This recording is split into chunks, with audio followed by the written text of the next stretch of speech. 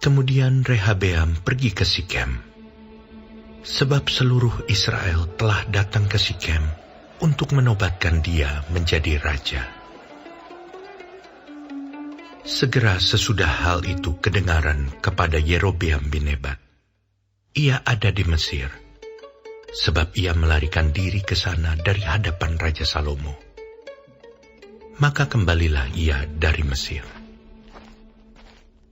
Orang menyuruh memanggil dia. Lalu datanglah Yerobeam dengan seluruh orang Israel dan berkata kepada Rehabeam, "Ayahmu telah memberatkan tanggungan kami.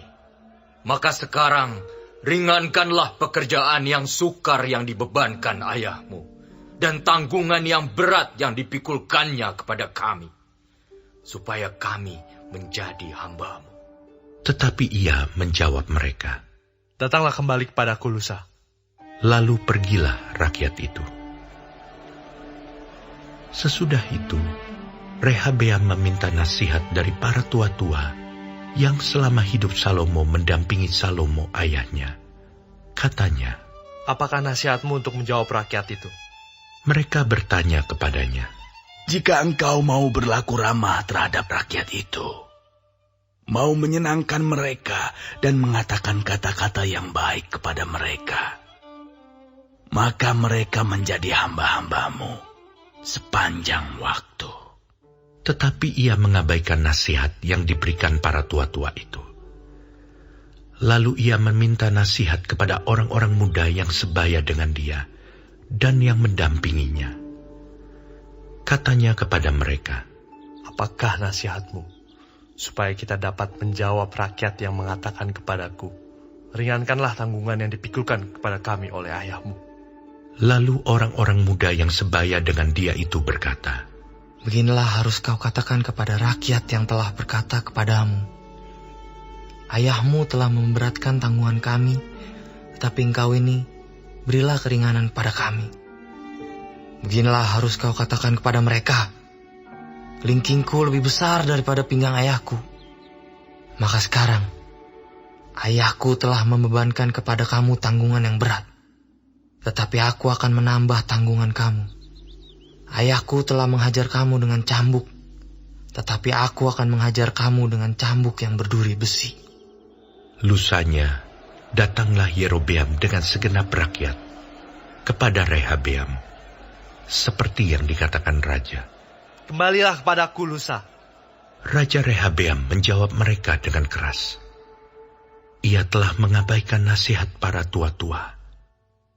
Ia mengatakan kepada mereka menurut nasihat orang-orang muda, "Ayahku telah memberatkan tanggungan kamu, tetapi aku akan menambahnya. Ayahku telah menghajar kamu dengan cambuk, tetapi aku akan menghajar kamu dengan cambuk yang berduri besi."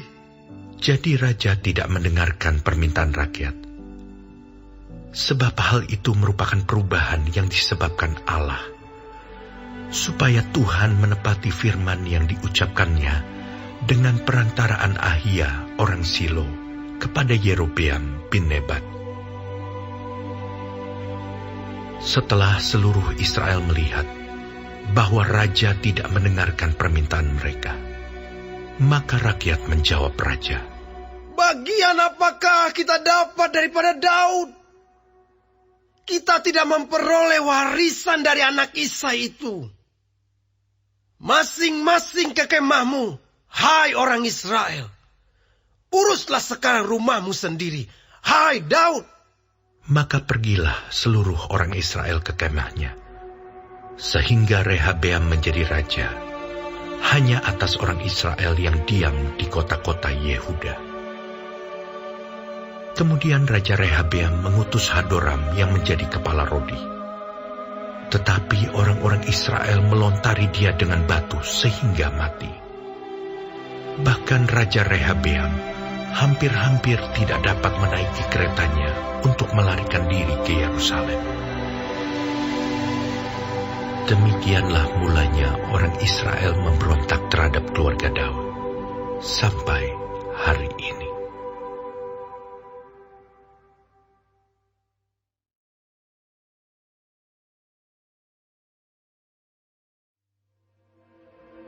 Ketika Rehabeam datang ke Yerusalem, ia mengumpulkan kaum Yehuda dan Benyamin, 180.000 teruna yang sanggup berperang untuk memerangi orang Israel, dengan maksud mengembalikan kerajaan itu kepadanya.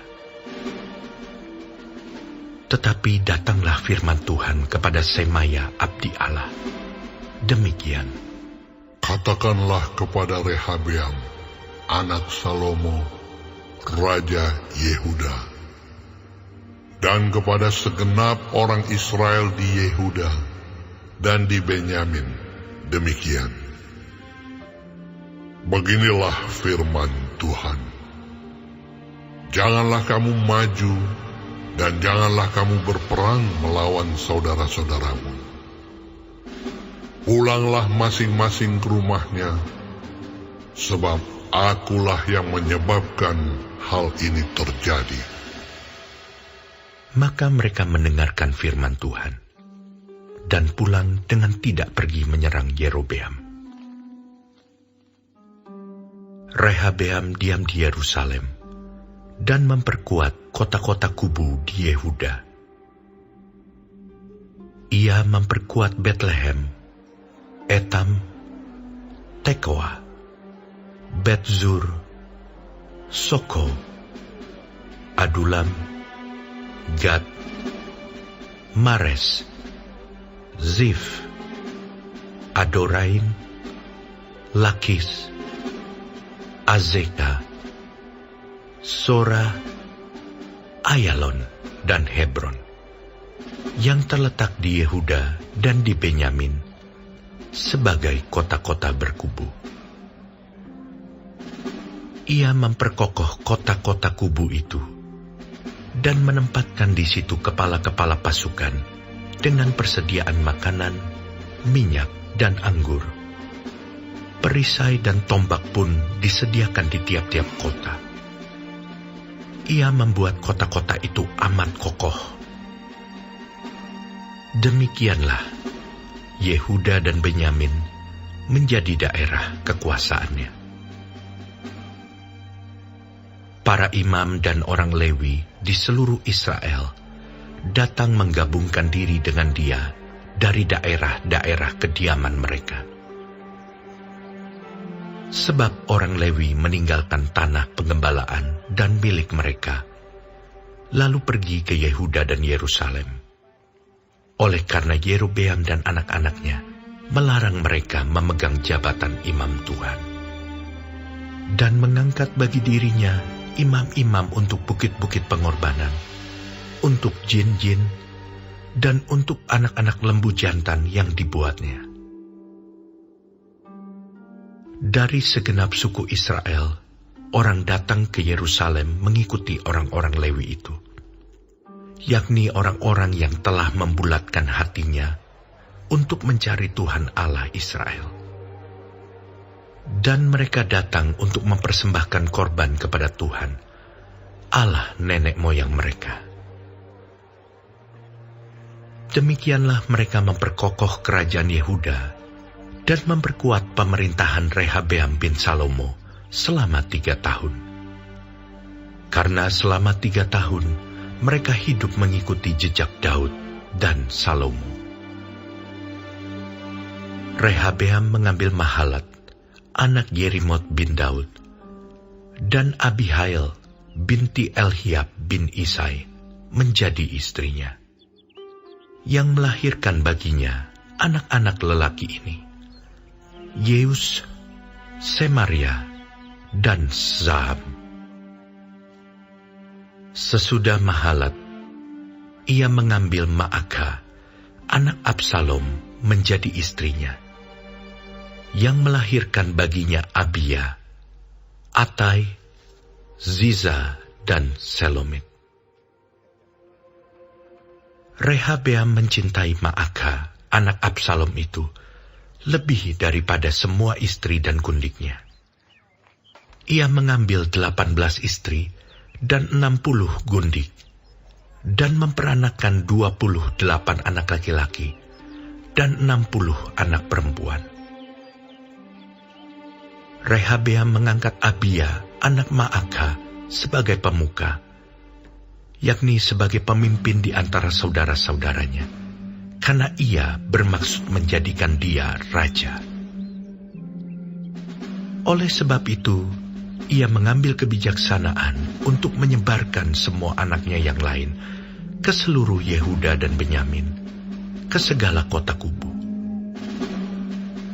Ia memberikan mereka makanan dengan limpahnya, dan menyediakan bagi mereka banyak istri.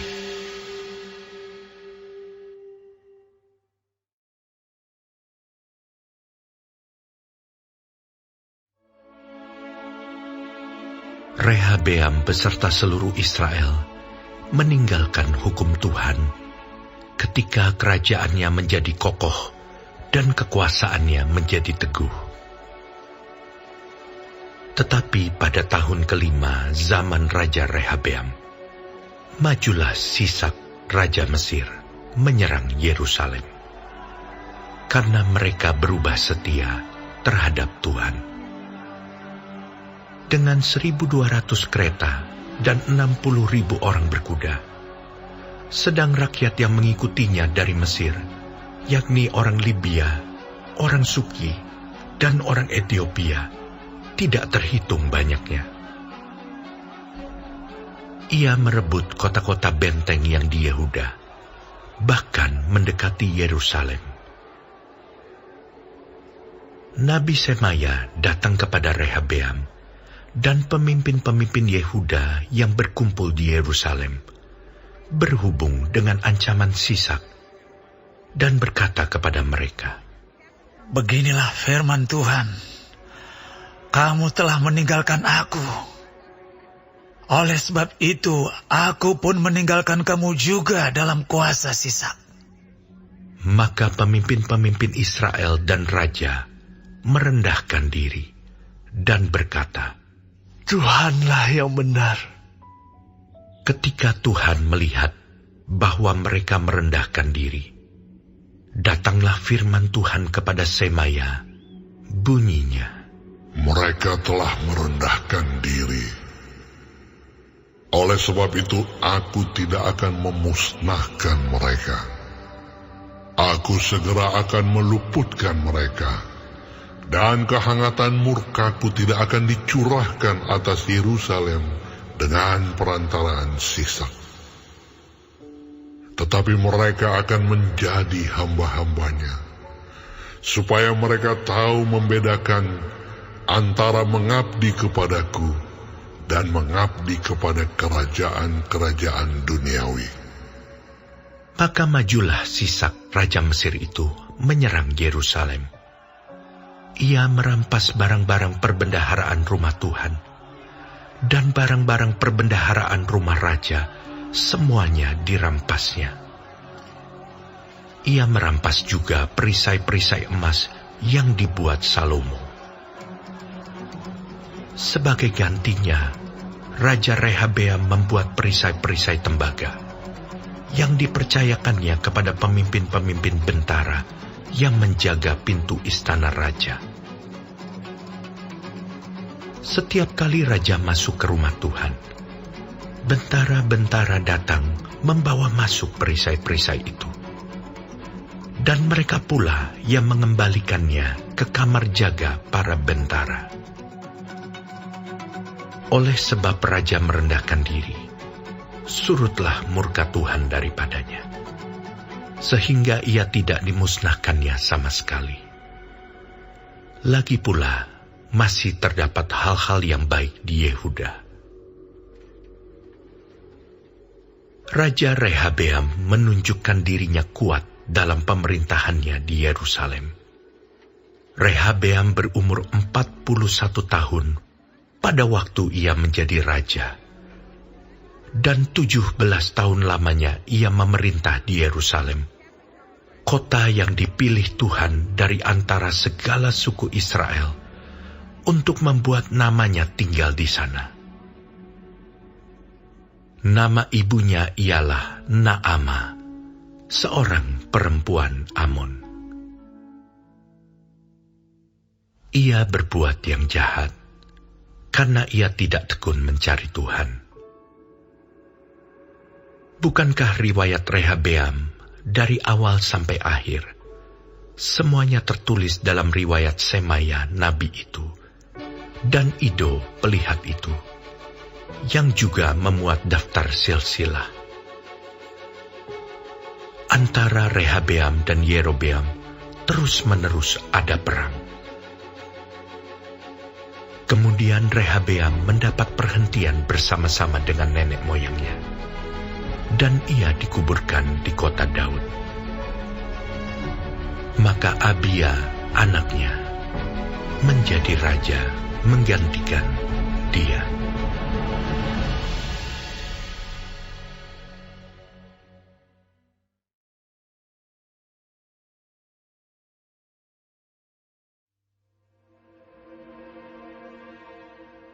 Dalam tahun ke-18 zaman Raja Yerobeam, menjadi rajalah Abia atas Yehuda.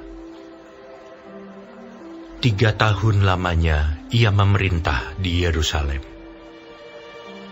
Nama ibunya ialah Mikaya, anak Uriel dari Gibea. Dan ada perang antara Abia dan Yerobeam. Abia memulai perang dengan pasukan pahlawan-pahlawan perang yang jumlahnya 400.000 orang pilihan. Sedangkan Yerobeam mengatur barisan perangnya melawan dia dengan 800.000 orang pilihan, pahlawan-pahlawan yang gagah perkasa. Lalu Abia berdiri di atas gunung Zemaraim, yang termasuk pegunungan Efraim, dan berkata, "Dengarlah kepadaku, Yerobeam dan seluruh Israel. Tidakkah kamu tahu bahwa Tuhan Allah Israel telah memberikan kuasa kerajaan atas Israel kepada Daud dan anak-anaknya untuk selama-lamanya dengan suatu perjanjian garam. Tetapi Yerobeam bin Nebat, hamba Salomo bin Daud, telah bangkit memberontak melawan tuannya. Petualang-petualang, orang-orang Dursila berhimpun padanya. Mereka terlalu kuat bagi Rehabeam bin Salomo, yang masih muda dan belum teguh hati, dan yang tidak dapat mempertahankan diri terhadap mereka. Tentu kamu menyangka bahwa kamu dapat mempertahankan diri terhadap kerajaan Tuhan yang dipegang keturunan Daud. Karena jumlah kamu besar, dan karena pada kamu ada anak lembu emas yang dibuat Yerobeam untuk kamu menjadi Allah. Bukankah kamu telah menyingkirkan imam-imam Tuhan, anak-anak Harun itu, dan orang-orang Lewi, lalu mengangkat imam-imam menurut kebiasaan bangsa-bangsa negeri-negeri lain? Sehingga setiap orang yang datang untuk ditabiskan dengan seekor lembu jantan muda dan 7 ekor domba jantan dijadikan imam untuk sesuatu yang bukan Allah. Tetapi kami ini, Tuhanlah Allah kami, dan kami tidak meninggalkannya. Dan anak-anak Harunlah yang melayani Tuhan sebagai imam, sedang orang Lewi menunaikan tugasnya, yakni setiap pagi dan setiap petang mereka membakar bagi Tuhan korban bakaran dan ukupan dari wangi-wangian, menyusun roti sajian di atas meja yang tahir, dan mengatur kandil emas dengan pelita-pelitanya untuk dinyalakan setiap petang. Karena kamilah yang memelihara kewajiban kami terhadap Tuhan, tetapi kamulah yang meninggalkannya. Lihatlah, pada pihak kami Allah yang memimpin. Sedang imam-imamnya siap meniup tanda serangan terhadap kamu dengan nafiri isyarat-isyarat. Hai orang Israel, jangan kamu berperang melawan Tuhan Allah nenek moyangmu, karena kamu tidak akan beruntung. Tetapi Yerobeam mengirim suatu pasukan penghadang yang harus membuat gerakan keliling supaya sampai di belakang mereka. Sehingga induk pasukannya berada di depan Yehuda, dan pasukan-pasukan penghadang di belakang mereka.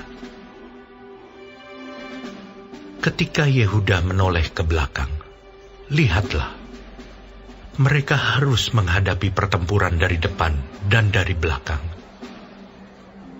Mereka berteriak kepada Tuhan, sedang para imam meniup nafiri, dan orang-orang Yehuda memekikkan pekik perang.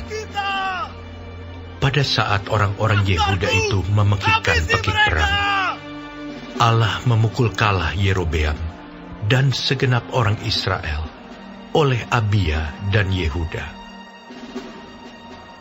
Orang Israel lari dari depan Yehuda, tetapi Allah menyerahkan mereka ke dalam tangan Yehuda.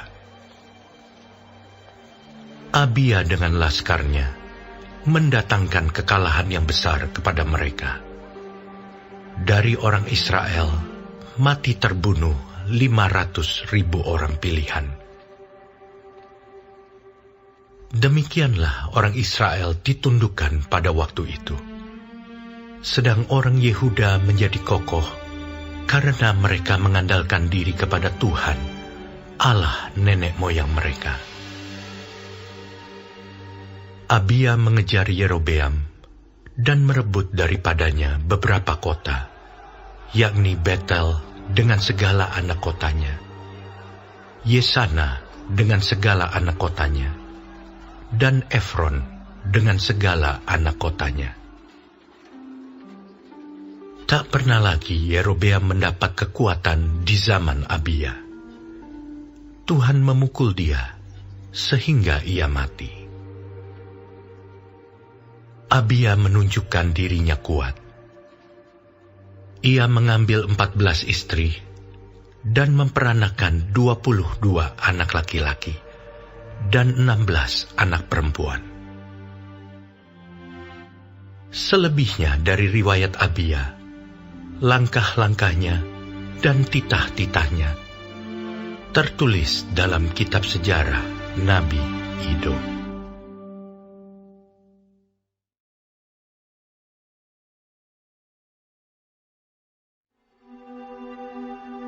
Dalam tahun ke-18 zaman Raja Yerobeam bin Nebat, menjadi rajalah Abiam atas Yehuda. 3 tahun lamanya ia memerintah di Yerusalem. Nama ibunya ialah Maakah, anak Abisalom.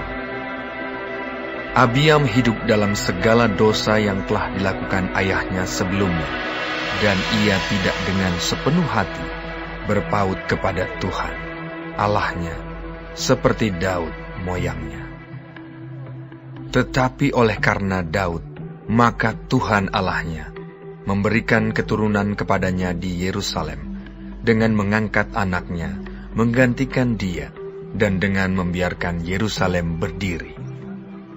Karena Daud telah melakukan apa yang benar di mata Tuhan, dan tidak menyimpang dari segala yang diperintahkannya kepadanya seumur hidupnya, kecuali dalam perkara Uria, orang Het itu. Dan ada perang antara Rehabeam dan Yerobeam seumur hidupnya. Selebihnya dari riwayat Abiam dan segala yang dilakukannya, bukankah semuanya itu tertulis dalam kitab sejarah raja-raja Yehuda? Dan ada perang antara Abiam dan Yerobeam. Kemudian Abiam mendapat perhentian bersama-sama dengan nenek moyangnya, dan ia dikuburkan di kota Daud. Maka Asa, anaknya, menjadi raja menggantikan dia. dalam tahun ke-20 zaman Yerobeam, Raja Israel, Asa menjadi raja atas Yehuda. 41 tahun lamanya ia memerintah di Yerusalem. Nama neneknya yang perempuan ialah Maaka, anak Abisalom. Asa melakukan apa yang benar di mata Tuhan seperti Daud, bapa leluhurnya. Ia menyingkirkan pelacuran bakti dari negeri itu dan menjauhkan segala berhala yang dibuat oleh nenek moyangnya. Bahkan ia memecat Maaka, neneknya, dari pangkat ibu suri, karena neneknya itu membuat patung Asyera yang keji. Asa merobohkan patung yang keji itu dan membakarnya di lembah Kidron. Sekalipun bukit-bukit pengorbanan tidak dijauhkan, namun Asa berpaut kepada Tuhan dengan segenap hatinya sepanjang umurnya. Ia membawa persembahan-persembahan kudus ayahnya dan persembahan-persembahan kudusnya sendiri ke rumah Tuhan, yakni emas dan perak serta barang-barang lain. Dan ada perang antara Asa dan Baesa, Raja Israel, sepanjang umur mereka. Baesa, Raja Israel, maju berperang melawan Yehuda, dan ia memperkuat Rama dengan maksud mencegah lalu lintas kepada Asa, Raja Yehuda. Tetapi Asa mengambil segala emas dan perak yang masih tinggal dalam perbendaharaan rumah Tuhan dan dalam perbendaharaan rumah raja, dan menyerahkannya kepada pegawainya. Kemudian Raja Asa mengutus mereka kepada Ben-Hadad bin Tabrimon bin Hezion, Raja Aram yang diam di Damsyik, dengan membawa pesan, "Ada perjanjian antara aku dan engkau, antara ayahku dan ayahmu. Di sini kukirim kepadamu suatu bingkisan, yakni emas dan perak. Marilah, batalkanlah perjanjianmu dengan Baesa, Raja Israel, supaya ia undur daripadaku." Lalu Ben-Hadad mendengarkan permintaan Raja Asa. Ia menyuruh panglima-panglimanya menyerang kota-kota Israel, dan ia mengalahkan Iyon, dan Abel Bet Maaka, dan seluruh Kinerot serta seluruh tanah Naftali. Segera sesudah Baesa mendengar hal itu, ia berhenti memperkuat Rama, dan ia menetap di Tirza. Tetapi Raja Asa mengerahkan segenap orang Yehuda, seorang pun tiada yang terkecuali. Mereka harus mengangkat batu dan kayu yang dipergunakan Baesa untuk memperkuat Rama. Raja Asa mempergunakannya untuk memperkuat Geba Benyamin dan Mizpah. Selebihnya dari seluruh riwayat Asa dan segala kepahlawanannya dan segala yang dilakukannya dan kota-kota yang diperkuatnya, bukankah semuanya itu tertulis dalam kitab sejarah raja-raja Yehuda? Tetapi pada masa tuanya, ia menderita sakit pada kedua kakinya.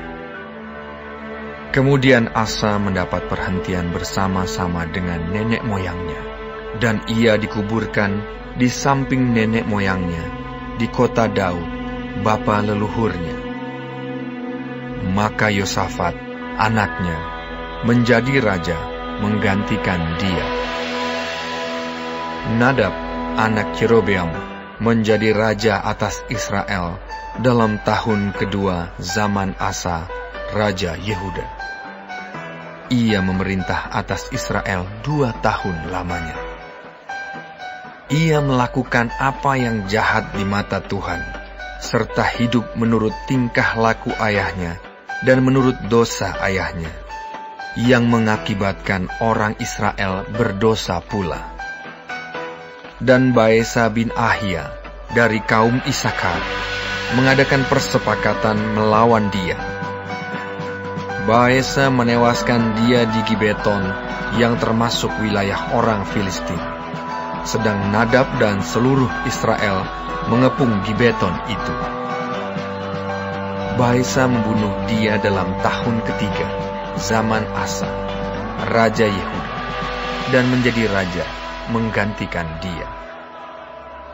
Segera sesudah ia menjadi raja, ia membunuh seluruh keluarga Yerobeam. Tidak ada yang bernafas yang ditinggalkannya hidup daripada Yerobeam, sampai dipunahkannya semuanya, sesuai dengan firman Tuhan yang diucapkannya dengan perantaraan hambanya Ahia, orang Silo itu, oleh karena dosa-dosa yang telah dilakukan Yerobeam, yang mengakibatkan orang Israel berdosa pula, oleh sebab sakit hati yang ditimbulkannya pada Tuhan Allah Israel. Selebihnya dari riwayat Nadab dan segala yang dilakukannya, bukankah semuanya itu tertulis dalam kitab sejarah raja-raja Israel? Dan ada perang antara Asa dan Baesa, raja Israel, sepanjang umur mereka. Dalam tahun ketiga zaman Asa, raja Yehuda, Baesa bin Ahia menjadi raja atas seluruh Israel di Tirza. Ia memerintah 24 tahun lamanya. Ia melakukan apa yang jahat di mata Tuhan, serta hidup menurut tingkah laku Yerobeam, dan menurut dosanya yang mengakibatkan orang Israel berdosa pula.